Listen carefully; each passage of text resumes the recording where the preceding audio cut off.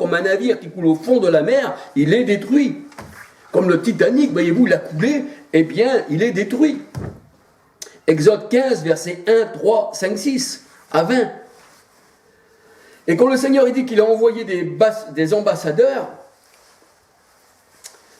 dans Ésaïe 42, verset 3, eh bien, ça voulait dire que même les disciples disaient, même Paul le disait, nous sommes ambassadeurs de Christ, envoyés pour, eh bien, proclamer, eh bien, aux perdus, eh bien, la vie à ses élus, la résurrection, voyez-vous, et même Paul disait qu'il était les ambassadeurs des mystères du royaume des cieux. Et la parole de Dieu, elle dit, eh bien, tout ce qui se trouve dans la mer, c'est-à-dire dans le monde, eh bien, doit être rendu et mis à découvert pour le jugement. Apocalypse 20, versets 12 à 15. Alléluia. Donc, nous voyons que tout est symbole dans la parole de Dieu. Tout est symbole. Et le Seigneur, il ne nous donne pas des yeux de chair pour regarder sa parole. C'est des yeux de l'esprit. Si on lit sa parole comme un livre, comme la plupart du monde lit, ben pour vous, ça sera voilé. C'est ce qu'il dit dans 2 Corinthiens. 2 Corinthiens 4. C'est ce qu'il dit. Et dans 2 Corinthiens 3, il le dit.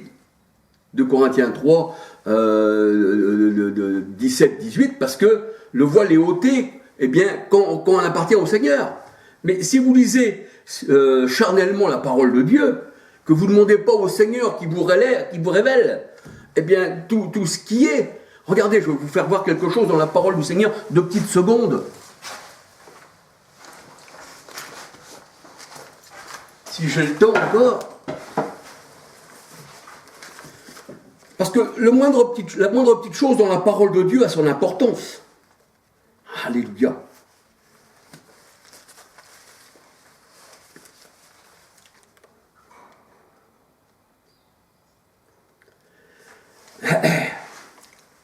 Et il est dit dans Acte 2, là c'est Pierre qui parle au jour de la Pentecôte, aux gens qui croyaient que les disciples étaient ivres, parce qu'ils les entendaient parler dans toutes sortes de langues, perse, élamite, arabe, et là les gens disaient ils sont ivres. Mais là Pierre il disait, ce n'est pas ce que ces gens-là ne sont pas ivres comme vous le supposez, car c'est la 3e heure du jour. Et la 3e heure du jour, ça correspondait entre 8 et 9 heures du matin. C'est la 3e heure du jour. Acte 2, verset 15. Acte 2, verset 15. Et plus loin, alors là, nous savons que les disciples, eh bien, vers 9 heures du matin, avaient reçu le Saint-Esprit, puisque c'était, eh bien, c'était la 9e heure du jour. La 3e heure, qui correspondait eh bien, à 8 ou 9 heures du matin. Acte 2, verset 15. Et quand nous regardons dans Acte 2, verset 1, la parole de Dieu nous dit, eh bien, quand Pierre et Jean ont monté, c'était la 9e heure. La 9e heure. C'est-à-dire à peu près 3 heures de l'après-midi. Et là, ils font, eh bien, un miracle. Là, ça voulait dire que les disciples, entre-temps, avaient été remplis du Saint-Esprit, de 9 heures du matin à 3 heures de l'après-midi. Ils étaient remplis de l'Esprit, et là, ils font un miracle. Donc, dans la parole de Dieu, on voit que, eh bien, rien n'est anodin, parce que Acte 3, 1 nous dit, eh bien, Pierre et Jean montaient ensemble au temple à l'heure de la prière, et c'était eh bien la 9e heure, qui correspondait à 3 heures de l'après-midi, et le Saint-Esprit, il avait été donné, Acte 2, verset 15, eh bien à la troisième heure. Voyez-vous ? Donc, tout est important dans la parole de Dieu. La moindre petite chose, la moindre petit truc, tout est important, tout est spirituel. On ne peut pas comprendre comme les hommes eh bien, comprennent. Là, je vois une personne, c'est une personne africaine. je me rappelle plus de son nom, je crois que c'est religion et politique, je me rappelle plus ce que c'est, sa chaîne sur YouTube. Et avant, il se disait chrétien, qui dit, mais il a tout abandonné parce que ça se contredit. Mais oui, si on lit avec des yeux charnels, tout va se contredire. Mais si on lit avec des yeux spirituels, eh bien, tout concorde, alléluia. Donc le Seigneur, il dit qu'il n'a pas des yeux charnels. C'est pour ça que le Seigneur, il dit, je n'ai pas comme l'homme des yeux charnels, et mes pensées ne sont pas mes pensées, vos pensées, et mes voix ne sont pas vos voix, voyez-vous. Donc il faut qu'on ait les pensées du Seigneur. Or nous avons la pensée de Christ, et c'est pour ça que nous connaissons les choses, eh bien, de Christ, alléluia. Ceci ne vient pas de nous, mais ceci vient du Seigneur, alléluia. Eh bien, que le Seigneur vous bénisse, et puis que le Seigneur vous garde. Voyez-vous, j'ai fait encore cette petite vidéo, bien que j'avais fait, eh bien, sur le roseau symbole d'Égypte, j'ai voulu approfondir un peu plus pour la parole du Seigneur, et puis qu'on puisse partager avec vous, avec ceux qui veulent, bien sûr, alléluia. Hein, ça, on n'est pas des gourous, on ne dit pas, faut croire, sinon, eh bien, on va vous faire mettre sur le bûcher, comme faisaient les sectes catholiques et protestantes, parce que nous voyons que, eh bien, Calvin, tout ça, il avait aussi un tribunal d'inquisition, et il a fait tuer une certaine personne, mais Michel Servet. Hein, on peut voir Michel Servet, qui a été tué par Calvin, et pourtant ces gens-là se disent du Seigneur, mais ils n'ont jamais connu le Seigneur de leur vie. Ce n'est que des guerres de religion et des massacres, et que de la publicité. Eh bien, là, on ne peut pas comprendre comme eux. Pourquoi? Parce que ce sont des assassins. Mais le Seigneur a dit aucun assassin n'hérite des royaumes des cieux, premièrement. Et puis le Seigneur a dit celui qui haït le monde, qui haït son frère. Parce que le Seigneur a dit qu'il a aimé quand même ce monde. Il l'a jugé, parce que tout ce qui n'est pas à sa gloire, toute plante qu'il n'a pas plantée, eh bien, il est obligé de la déraciner. Parce que lui, il veut que l'amour. Donc, rien ne peut subsister devant Dieu, tout ce qui est mal. Donc le Seigneur, il enlève. Mais c'est pas de son plein gré qu'il fait ça. C'est parce que c'est comme ça. Le Seigneur, il veut pas de ténèbres. Il veut que la lumière, voyez-vous.